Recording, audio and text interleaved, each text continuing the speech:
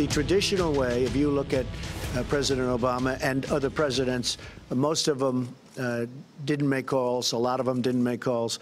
I like to call when it's appropriate, when I think I'm able to do it.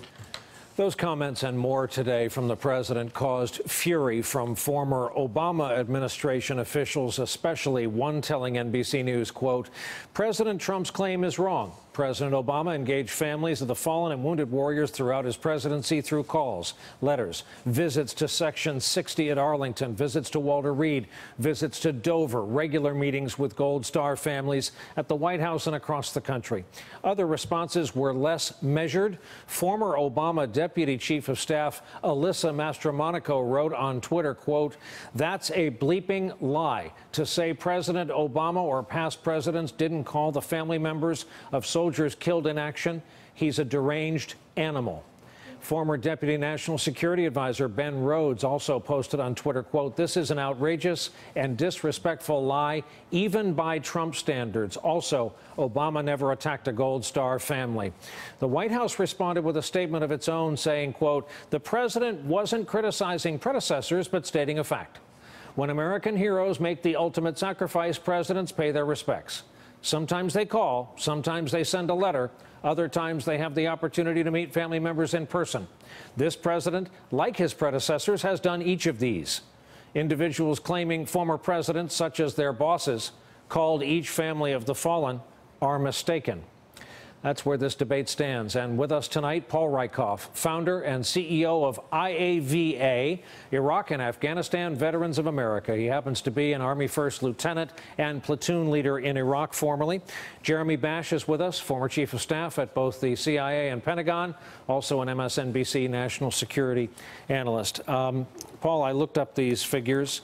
Pentagon tonight, total dead Afghanistan, 2,388, total wounded just over 20,000.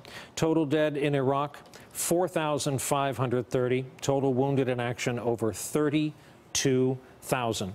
These are all your brothers and sisters in uniform. You have them serving all over the planet tonight. How did you react to what the president said today? I was surprised.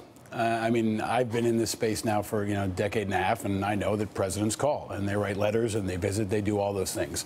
I saw President Bush do it. I saw President Obama do it. I think all of us in the community saw that. I also, want to take a step back here. I mean, I think what we've all found throughout the Trump run and the Trump presidency is that issues of national security, veterans, military, the stakes are higher. Your margin of error is much smaller.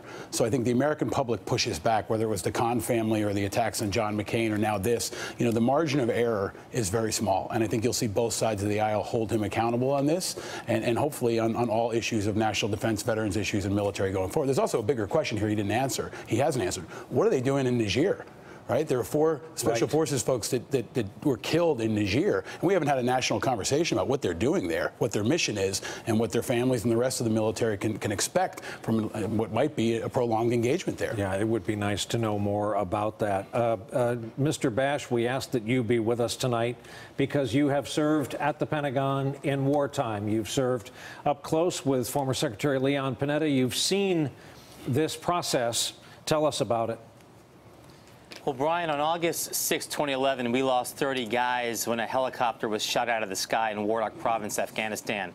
And John Kelly, now the Chief of Staff, who was then serving in the Pentagon as senior military advisor to Panetta, called the secretary, called myself, and told us about it. And with the president, many of us went to Dover, not only to greet back the remains of our fallen heroes, but in fact to console and condole the families and friends of the loved ones. And it was a huge haul, and I saw the president personally, President Obama, go up to each family member and spend several moments with each. This is something the president did regularly. President Bush had to do it. Previous presidents had to do it. They make phone calls, they write letters, they handwrite letters, they visit with Gold Star families.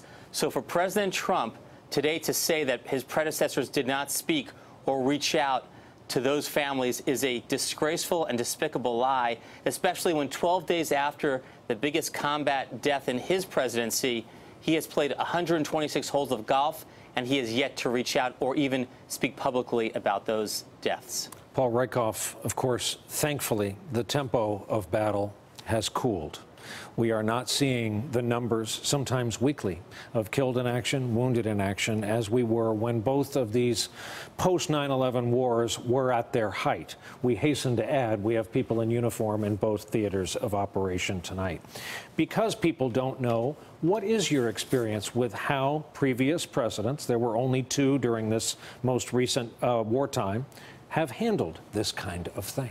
They've handled it very well. They've handled it personally. I mean, I can't imagine what it's like to be in the shoes of a president making those phone calls, but it's always a very intimate experience. You know, each family usually wants something different or may not even want the phone call. So it's a very delicate, it's the most sacred thing, I would argue, that our president does. So it has to be handled incredibly carefully. And I've seen that done in my, you know, again, over a decade of working in the veteran space, working with military families and Gold Star families. And I think, again, a bigger issue that I'm concerned about, I think many veterans are concerned about, is how often we're being dragged into politics.